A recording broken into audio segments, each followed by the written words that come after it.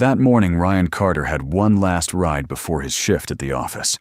The girl in his back seat was so drunk she couldn't remember her own address. It took him nearly an hour of quiet back and forth before he finally pulled up to a gated beachfront estate. When the front door opened, he went still. The woman standing in the doorway wasn't a housekeeper or a relative. It was Evelyn Brooks, the new president who had just taken over the company where he worked. And the drunk girl he'd just driven home was her daughter. Ryan Carter had been driving since 4 in the morning. Not because he wanted to, but because the overnight delivery route he'd picked up paid an extra $40 on top of the base rate, and $40 was $40. By the time he finished that run and got back to his apartment to change, he had maybe 20 minutes before he needed to be behind the wheel again, this time for a rideshare pickup on the east side of the city. He told himself it was just one more ride. He told himself that every morning. The request came in at 5:47, a pickup location near a bar district, which wasn't unusual for early morning. What was unusual was that when he pulled up and saw the girl leaning against a concrete planter outside, he almost didn't stop. She looked like she could barely hold herself upright, one hand gripping the edge of the planter, the other hanging loose at her side. She was young, maybe mid-20s, wearing a dress that looked expensive and a pair of heels that were now in her hand rather than on her feet. Ryan sat in the car for a moment watching. He'd seen this before. He knew how these rides could go, but he pulled over anyway. He got out and opened the back door. The girl looked up at him with the unfocused eyes of someone who had been drinking for several hours without stopping. She said something that was close to a thank you and lowered herself into the seat. Ryan closed the door, got back behind the wheel, and waited. After a moment, he asked for her destination. She looked at her phone for a long time, then said she couldn't remember her address. Not the street name, not the neighborhood, nothing. Ryan asked if there was someone he could call. She said her phone was almost dead, and she didn't have anyone's number memorized. He asked her name. She said Chloe. He drove slowly toward the edge of the bar district and asked her questions, not interrogating her, just talking. Did she know what part of the city she lived in? Was it near the water? Did she take the highway to get home? Usually, Chloe answered in fragments, some useful, most not. But slowly, over the course of nearly an hour, Ryan pieced together enough. She mentioned a gate. She mentioned the smell of salt air in the morning. She said her bedroom window faced the ocean. Ryan drove toward the coast. When they reached the beachfront area, something in Chloe shifted. She sat up, a little, looked out the window, and said quietly that it looked familiar. Ryan turned down 2 more streets until she told him to stop. The house behind the iron gate was large, not the kind of large that was showy, but the kind that was simply expensive in every detail. Stone driveway, manicured hedges, exterior lighting that stayed on all night. Ryan pulled up to the intercom, and Chloe leaned forward and pressed the button herself. After a moment, the gate opened. He drove her up to the front entrance. He got out and opened her door and helped her to the steps because she still wasn't entirely steady. The front door opened before they reached it. The woman standing in the doorway was somewhere in her late 40s, dressed already composed in the way that suggested she hadn't slept much, but wasn't going to let it show. She looked at her daughter first, then at Ryan. There was no warmth in her expression, but there was no hostility either. Just the flat, evaluating look of someone who was processing information before deciding what to do with it. Ryan said he was the rideshare driver. He said Chloe hadn't remembered her address, and that it had taken them a while to find the place. He said he just wanted to make sure she got inside safely. The woman gave a single nod and said, "Thank you." 2 words, nothing more. Ryan turned and walked back to his car. He didn't look back. He had a shift to get to. He made it to the office with 4 minutes to spare. He changed his shirt in the parking garage, ate a granola bar standing next to his car, and took the elevator up to the operations floor. The work was steady that day. Root planning a vendor dispute that needed mediating a backlog in the Western Distribution Center that no one had flagged until it became a problem. Ryan handled it the way he always did, methodically, without drama, in the order things needed to be done. By the time the day was half over, he had mostly forgotten about the morning.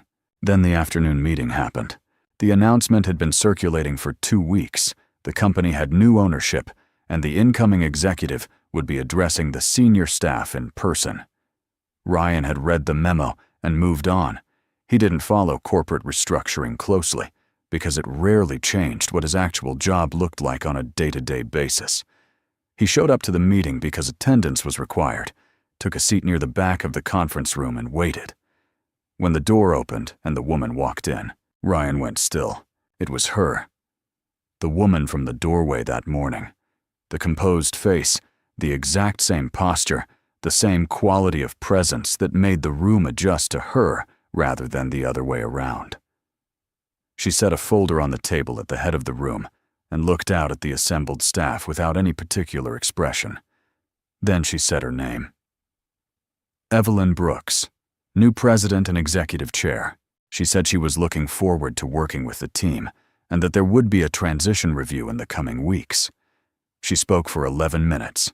She answered 3 questions. And then she left the room the same way she entered, without any visible investment in how the room had received her. Ryan sat in his chair after everyone else had started filing out. His mind was working through what had just happened. The woman he had spoken to on a doorstep at 6 in the morning was now the person his entire division reported to. The girl in his car, Chloe, was her daughter. He hadn't done anything wrong. He knew that. But he also knew how it looked and how it could be made to look if anyone wanted to make something of it. He decided the best thing to do was nothing. Keep his head down, do his job, and let the morning stay in the past where it belonged. That worked for about a week. Evelyn Brooks moved through the company the way someone does when they already know what they're looking for. She didn't make noise. She didn't hold a lot of long meetings. She walked floors, sat in on operations, calls, asked direct questions, and wrote things down. Ryan noticed she was in the building earlier than most, and left later than all of them. He noticed because he was usually one of the last people out himself, though, for different reasons. She came to the operations floor on a Wednesday. She sat in on a routing review that Ryan was leading and didn't say a word for the first 40 minutes. At the end, she asked 2 questions, both of them precise, both of them about decisions Ryan had made earlier in the quarter that weren't reflected in the current workflow. He answered them honestly. She wrote something down and left without comment. He told himself it meant nothing. She was reviewing every department. He was just another manager in the rotation. But she came back the following week, and the week after that. Ryan noticed that she never came to the operations floor when the rest of the senior leadership was present. She came in the late afternoon, usually after the larger meetings had cleared out. She would position herself somewhere unobtrusive, a chair near the window, the edge of the room, and watch how the work actually happened, rather than how it was presented. Once, she stayed long enough to see Ryan take a call from a driver whose truck had broken down on the interstate 200 miles out. Ryan spent 20 minutes on the phone coordinating a replacement vehicle, a schedule adjustment, and a call to the client to reset delivery expectations all at the same time. When he looked up after he hung up, Evelyn was still there. She said nothing, but she didn't write anything down that time either. She just left. What Ryan didn't know, and wouldn't know until much later, was that Evelyn had already pulled his file.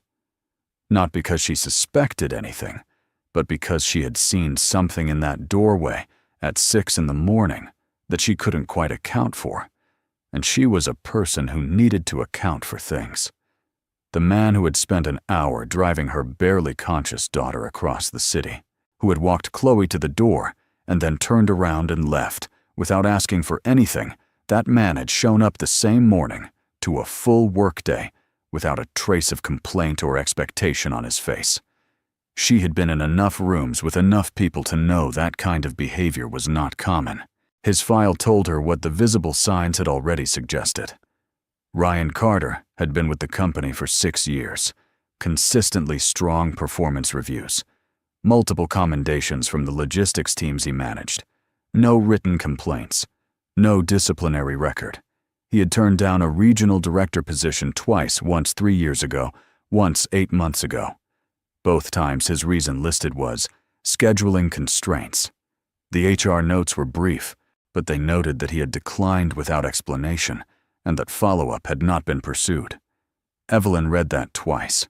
Scheduling constraints, from a man who was working rideshare shifts at 5 in the morning. She didn't go to him directly. She was careful about the distance that existed between her position and his, and she had no interest in creating a situation that could be misread. But she paid attention. When he left the office each evening, all was on time, never 5 minutes late, never staying past his hours the way middle managers often do when they're trying to be seen. She noticed which direction he went, and how quickly. There was a purposefulness to it. He wasn't leaving because he was disengaged. He was leaving because he had somewhere to be. Ryan, for his part, had made a decision that he was going to treat Evelyn Brooks exactly the same way he treated any other executive professionally, efficiently, and with as little personal content as possible. He answered her questions when she asked them. He prepared thorough documentation for her review cycles. He was not cold to her, but he was not warm either. He was simply competent, and he relied on that being enough. What made this harder than he expected was that she was, in fact, a good executive. Not in the performative sense, not in the way that some leaders were good at looking like leaders. She understood operations at a structural level. When she asked a question, it was because she had already identified a problem and wanted to know if he had too. When she challenged a decision he'd made, she was almost always right, and she delivered the challenge without condescension, which was rarer than it should have been at her level. He found himself more than once genuinely engaged in a conversation with her before he remembered who she was and pulled back.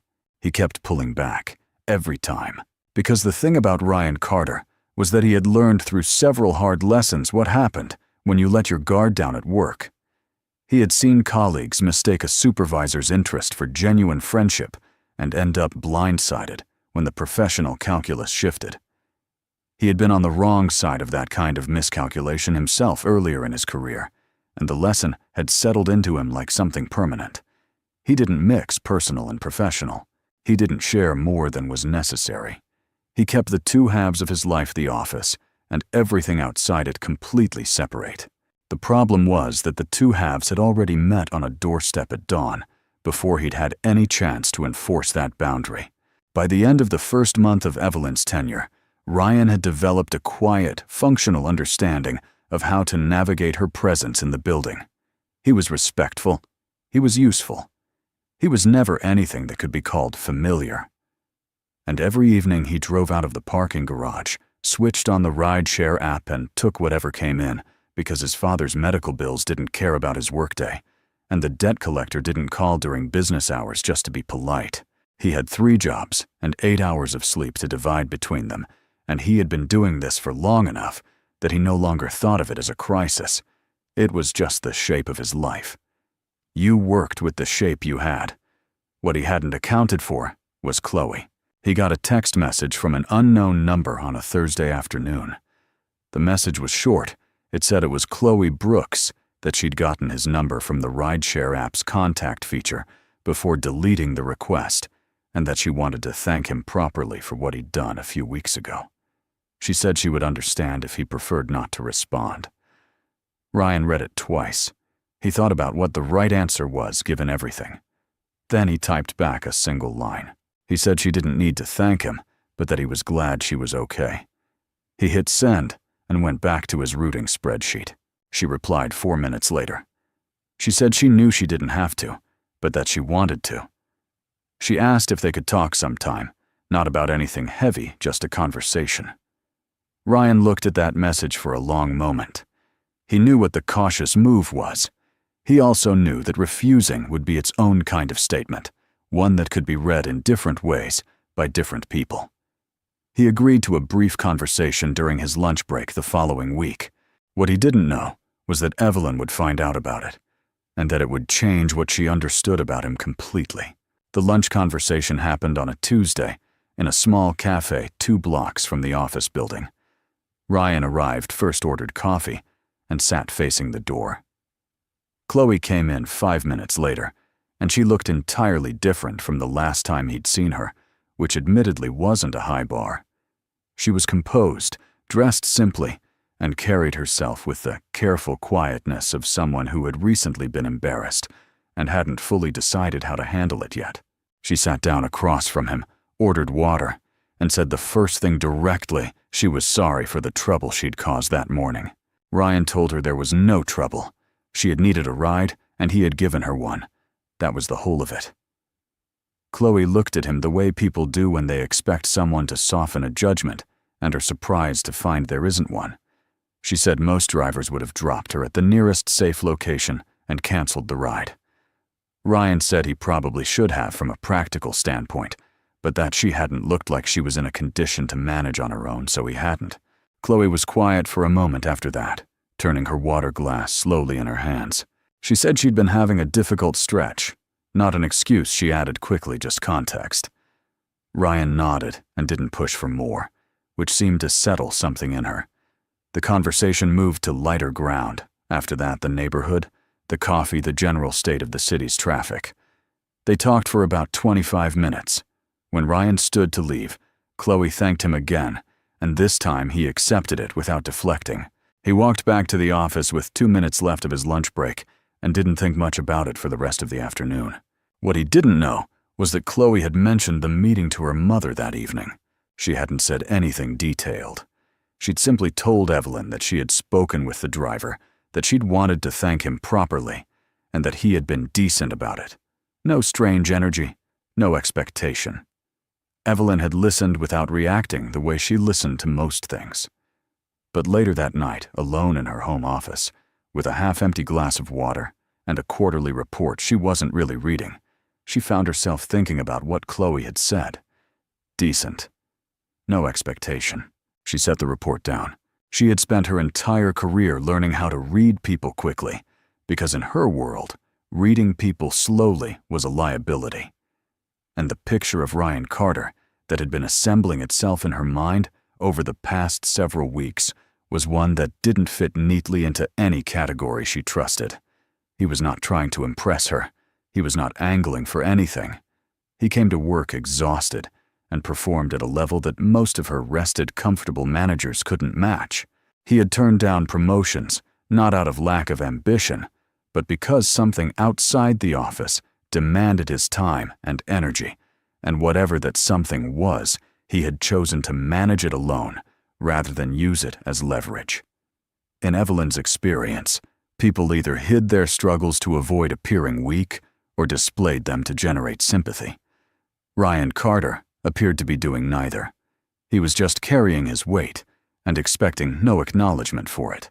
That more than anything else was what she couldn't stop thinking about. The following Thursday, Evelyn stopped by the operations floor at the end of the day. Ryan was the only manager still at his desk, something she had come to expect. She set a folder on the table beside him, not on his desk, but adjacent to it, as though she hadn't quite committed to staying. She said she had a question about the Western distribution backlog and wanted his read on the root cause. Ryan pulled up the relevant data and walked her through it in about 4 minutes. She asked 2 follow-up questions, both of which he answered without hesitation. Then she said, it wasn't the data she was asking about. It was the decision-making pattern. Why did this particular failure point keep recurring across quarters when it had been flagged multiple times? Ryan leaned back in his chair and told her the honest version: the team leads in that region were competent but under-resourced, and the people above them kept approving headcount reductions at budget time because the problems never fully collapsed. They just degraded slowly enough that no one wanted to make the case for intervention. He said it was easier to tolerate a consistent low-level failure than to fund a fix, and that the company had been making that calculation for at least 3 years. Evelyn wrote something down. She asked why he hadn't escalated it formally. Ryan said he had twice in writing, and that both times the recommendation had been acknowledged and filed. Evelyn looked at the folder in front of her without opening it. Then she said, "I'll look at those filings." She picked up the folder and left. Ryan watched her go, and then turned back to his screen. He was not sure what had just happened, but it felt like something. It was Chloe who gave him the peace he was missing, though not intentionally. They had begun exchanging occasional text messages, nothing frequent, nothing personal. Just the kind of low-stakes back and forth that happens when two people have had an honest conversation, and neither one has made it strange. Chloe asked him once how he managed to stay even-keeled at work when things got difficult. Ryan said he'd had a lot of practice. She asked what he meant. He wrote back something brief that he'd had enough going on outside of work for long enough that the office problems rarely felt like the worst thing in front of him on any given day. Chloe sent back a single question mark. Ryan almost left it there. Then, for a reason he couldn't entirely explain, he typed a few more lines. He told her about his father. Not the whole story, just the shape of it. The surgery 2 years ago, the complications that had extended the recovery, the bills that had accumulated past what insurance covered, and then kept going. He said he had 3 income streams running at once, and that it had been that way for a while, and that he had gotten used to it, the way you get used to most things that don't kill you. He sent the message, and immediately felt he'd said too much. Chloe replied an hour later.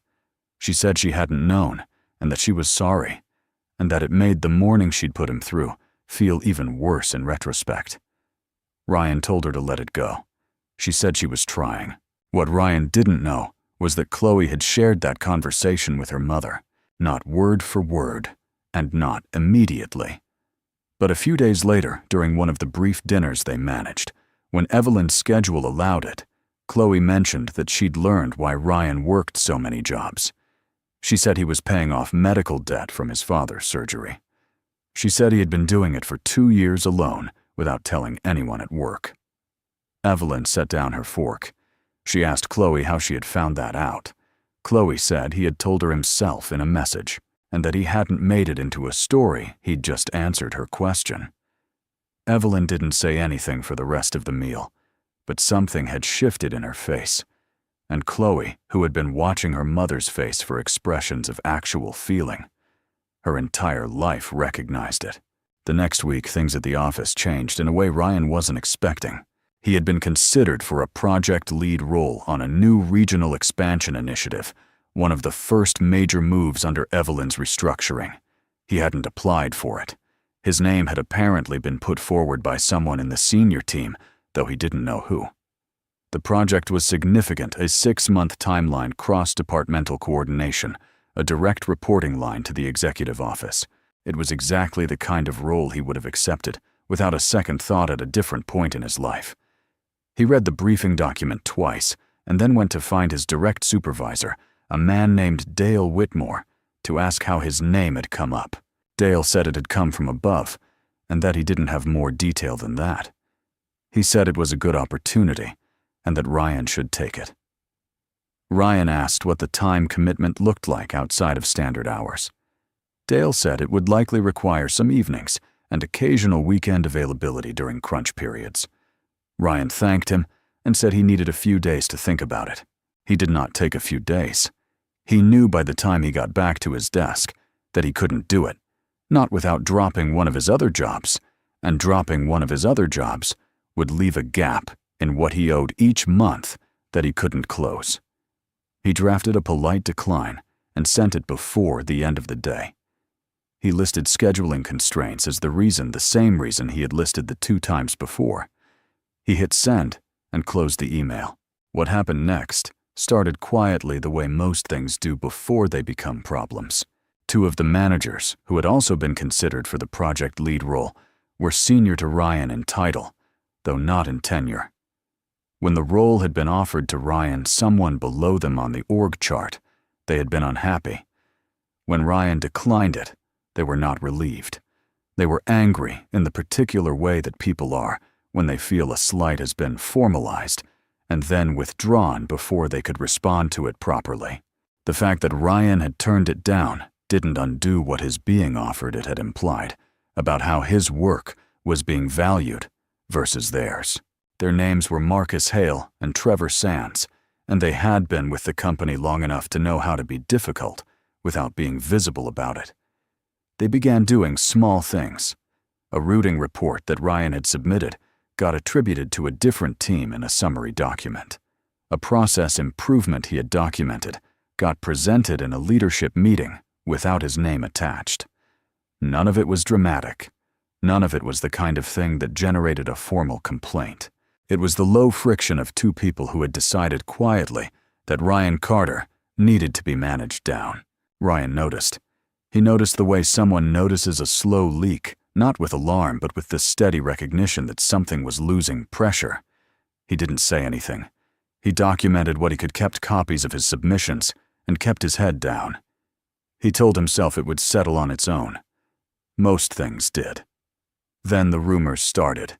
It began as something overheard in a hallway. Someone had said that Ryan was getting special attention from the new president because of a personal connection, and that the project offer had been a favor rather than a merit decision.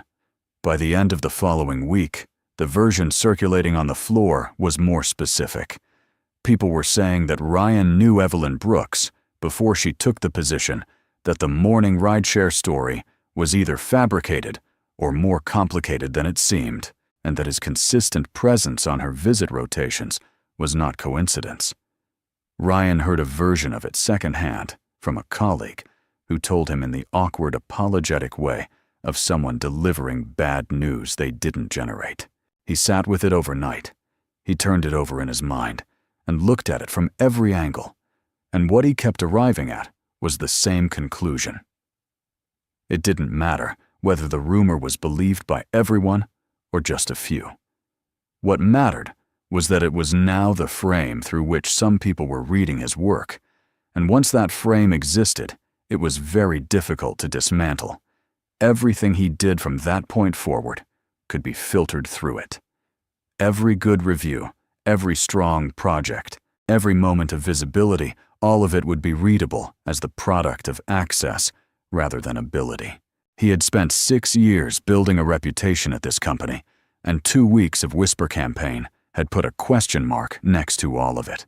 Ryan drafted a resignation letter.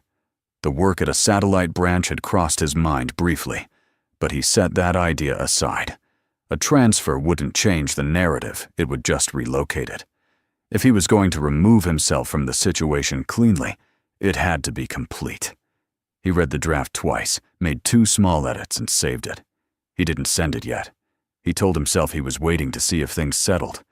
But he had the draft ready, and on some level he already knew he was going to use it. Evelyn found out about the resignation letter before he sent it. Dale Whitmore had mentioned it to her directly. Not to create drama, but because he thought she should know that one of her strongest operations managers was preparing to leave entirely. Evelyn had thanked him and ended the conversation. Then she had gone to her office and closed the door, which was something she almost never did during working hours. She sat at her desk and looked out the window at the city below, and thought about what she had put in motion even without meaning to. Her attention had been genuine. Her interest in Ryan's work had been legitimate. None of that changed the fact that her proximity to him had handed his enemies a narrative, and he was now the one paying for it. She thought about calling him in. She thought about addressing it directly the way she addressed most things. But she understood in the particular way of someone who had been watched and discussed and evaluated by powerful people her entire career, that sometimes a direct intervention made the story larger rather than smaller. Ryan hadn't done anything wrong, and yet the most protective thing she could do for him right now might be to do nothing at all, which was not something Evelyn Brooks was accustomed to doing. She left the office that evening later than usual and drove home without taking any calls. Chloe was in the living room when she got back. Evelyn sat down across from her daughter and said plainly that she thought she had made things harder for someone who already had enough difficulty. Chloe looked at her for a moment and then asked what she was going to do about it. Evelyn said she didn't know yet. Chloe said that was the most honest thing she'd heard her mother say in years. Evelyn looked at her daughter and for the first time in a long time didn't have a response ready. Ryan sent the resignation letter on a Monday morning before the rest of the floor had come in. He had held the draft for 4 days, which was long enough to be certain it wasn't a reactive decision. He read it one final time, changed nothing, and hit send. Then he made coffee, sat down at his desk, and started his day the same way he always did, by checking the overnight routing reports and flagging anything that needed attention before the first call at 8. He did not feel relieved. He did not feel defeated. He felt the particular flatness of someone who has made the only reasonable decision available to them and is simply waiting for the paperwork to process. What he didn't expect was that the resignation would land in the middle of something that was already in motion. Evelyn had spent the previous week doing what she did with every problem she couldn't solve by instinct. She gathered information. She pulled the documentation trail on the Western Distribution Project, the one Ryan had flagged twice, in writing the one that had been filed and ignored. She cross-referenced submission timestamps, authorship records, and meeting notes from the past 2 months. The pattern she found was not subtle once she was looking for it. 2 names appeared consistently in the gaps between what Ryan had submitted and what had been presented upward: Marcus Hale and Trevor Sands. She didn't move immediately. She kept reading. The quarterly operations review was scheduled for that Wednesday. It was a full-floor meeting, all managers, all team. Leads the senior leadership team and Evelyn herself. These meetings had a standard format. Each department presented its numbers, flagged its issues, and outlined its forward plan. Evelyn had attended 2 of them since taking over. She had said very little at both. This time, she came in with a folder. Ryan sat in his usual seat toward the middle of the room. He had heard nothing back about the resignation, which was normal. These things took time to process. He had decided to treat the meeting the same way he treated everything else: do the work, say what was true, and leave without incident. His operations segment was scheduled 3rd. He had prepared a clean summary of the quarter and a forward projection that included, as it always did, a flagged concern about the Western Distribution staffing levels. Marcus Hale presented first. His segment was smooth, well-designed slides, confident delivery, the kind of presentation that looked polished because significant time had been spent on making it look that way. Partway through, he referenced a process improvement in cross-regional routing that had reduced error rates by 11% over the previous quarter. He attributed it to his team's initiative. He moved on quickly. Ryan looked at the slide and recognized the methodology. He had documented that methodology 8 months ago. He had submitted it as part of a written recommendation that had at the time generated no response. He said nothing. He wrote a single note on the paper in front of him and kept his expression neutral. Trevor Sands presented second. His numbers were solid. His framing was confident, and near the end of his segment, he made a passing comment, casual enough to seem unrehearsed, about the importance of ensuring that high-visibility roles went to people whose performance records were internally verified rather than circumstantially elevated. He didn't use Ryan's name. He didn't need to. 3 people in the room glanced toward Ryan's seat when Sands said it. Ryan kept his eyes on the table in front of him. When Ryan's turn came, he stood and presented his segment exactly as prepared. He walked through the numbers, accurately flagged the distribution concern with the same documentation he had submitted twice before, and outlined the forward projection without editorializing. He was precise, and he was brief. When he sat down, Evelyn, who had been writing steadily throughout all 3 presentations, set her pen down for the first time. She said she had a few items she wanted to address before the meeting moved forward. Her voice carried the exact same register it always did. No elevation, no edge, just the measured clarity of someone who had decided what they were going to say and had no interest in softening it for the room's comfort.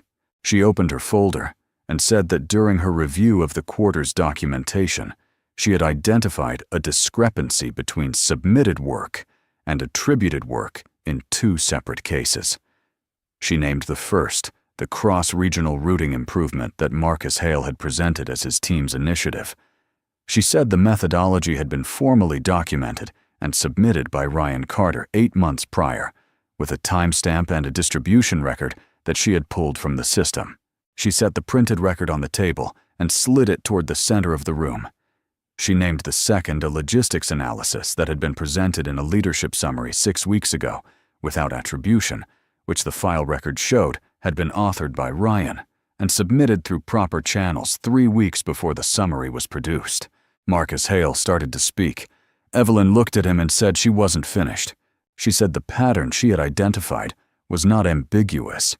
It was documented, time-stamped, and traceable, and she had the full record in front of her. She said the company's ability to develop strong internal talent depended entirely on that talent being recognized accurately, and that when recognition was systematically rerouted, the company didn't just lose the person, it lost the institutional capacity to identify who its actual performers were. She said this was not a minor process failure. She said she would be following up with both Marcus Hale and Trevor Sands through HR, and that the process would be formal. The room was very quiet. Evelyn closed her folder. She said the meeting could continue. Ryan looked at the table in front of him for a moment. He was not triumphant. What he felt was something closer to the strange, disorienting sensation of having a weight removed that he had been carrying long enough that he no longer noticed it. He had known what had been done to him. He had documented it carefully, and he had done nothing with the documentation because he hadn't believed that doing something with it would produce anything other than more friction. The fact that someone else had found it independently, had gone looking for it without being asked, was not something he had prepared himself to feel. After the meeting, as the room cleared, Evelyn did not come to him. She gathered her folder, spoke briefly with the HR director, who had been present, and left. Ryan packed up his materials and walked back to his desk. Dale Whitmore stopped him in the hallway and said something low and brief that he was glad it had come out that he'd been uncomfortable for weeks. Ryan thanked him and kept walking. He sat at his desk and looked at his screen. He thought about the resignation sitting in someone's inbox. He thought about whether anything had actually changed, or whether the same dynamics would reassemble themselves in a new configuration over time. He was still thinking through it when his email notification came in.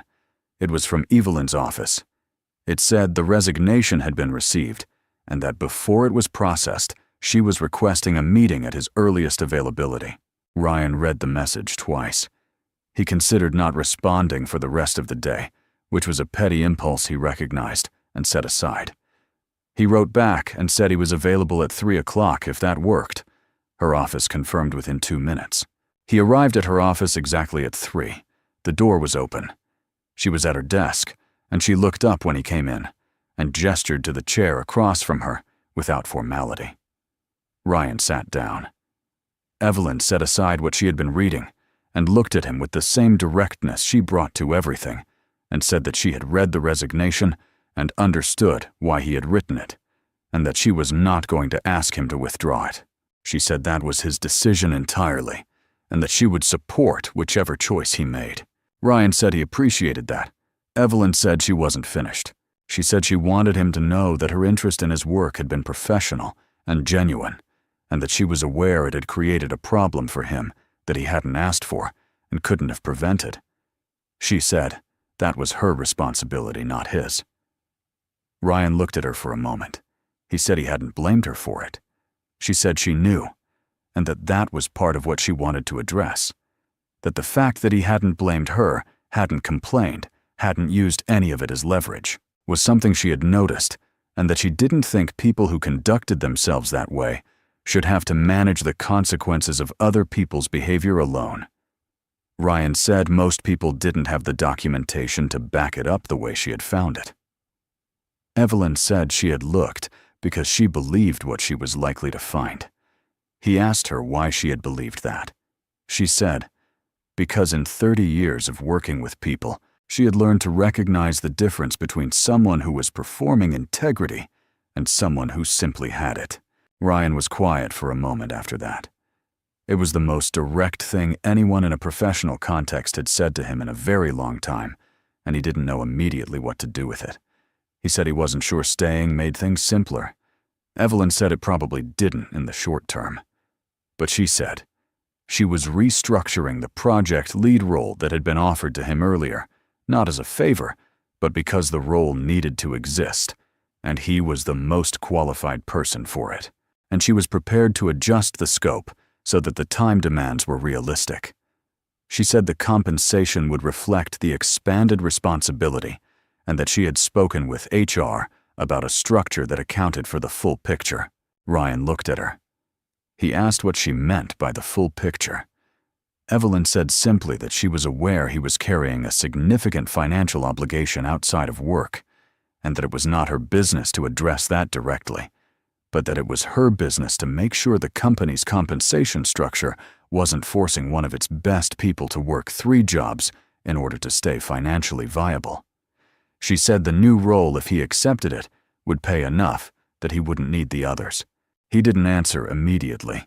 He looked at the window behind her desk at the city outside at the afternoon light, sitting flat and gray on the buildings. He had been moving at this pace for 2 years. He had been running 3 directions at once for so long that he had stopped imagining a version of his life that didn't work that way. The idea of stopping, not collapsing, not giving up, just stopping because the math finally worked, was something he had to let settle before he could respond to it. He told her he would think about it. Evelyn nodded and said that was all she was asking. Ryan stood to leave. At the door, he turned back and said that what she had done in the meeting, pulling the documentation saying it plainly in front of the room, he hadn't expected that. And he wanted her to know it had mattered. Evelyn looked at him and said, "You had already done the work. I just made sure it was readable." Ryan left. He sat in his car in the parking garage for 10 minutes before driving anywhere. He wasn't distressed. He was simply in the process of recalibrating the slow internal adjustment of a person whose circumstances have shifted enough that their old operating assumptions no longer apply. He had walked into that building this morning, prepared to leave it permanently. He was leaving with something he hadn't arrived with, and he needed a moment to understand what it was. He withdrew the resignation that evening. The weeks that followed were not simple, but they were different. Marcus Hale and Trevor Sands both went through formal HR processes, the outcomes of which were not announced broadly, but were visible enough in the reorganization that followed. The operations floor settled into a different rhythm, less guarded, less performative. Ryan took the project lead role. He restructured his schedule for the first time in 2 years and gave up the rideshare shifts and the overnight delivery runs, not all at once, but gradually, as the new income made each one unnecessary. The last rideshare shift he worked was on a Saturday morning, and he sat in the quiet of his car afterward, in the parking lot of a coffee shop, and felt the particular stillness of something ending that had run its course. His father's debt did not disappear overnight, but it had a clear timeline now which was different from the open-ended wait it had been before. Knowing when something ends changes how it sits in your body. Chloe was still figuring out her own direction, but something had shifted in her too. She had watched Ryan navigate the worst weeks of the office situation with a steadiness she hadn't seen modeled very often, and it had given her a different idea of what it looked like to carry difficulty without losing your footing. She had started seeing a therapist, a decision she'd arrived at on her own, and mentioned to her mother one evening over dinner without drama, just as a fact. Evelyn had said she thought that was a good idea. The two of them ate the rest of the meal in a quieter ease than most of their dinners allowed.